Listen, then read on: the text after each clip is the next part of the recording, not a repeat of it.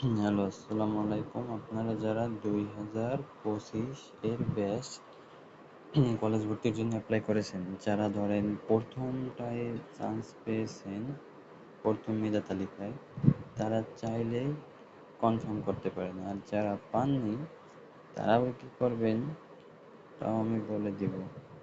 এই যে ওয়েবসাইটে এক্সেল ক্লাস অ্যাডমিশন সিস্টেম, এটা ক্লিক করুন। তারপর একটু ওয়েট করুন। তারপর স্টুডেন্ট ড্যাশবোর্ডে চলে যান।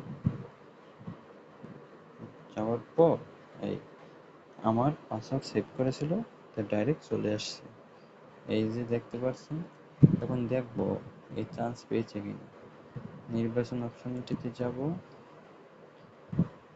ও, চান্সও পেয়েছে, আর আমি পেমেন্টও করছি।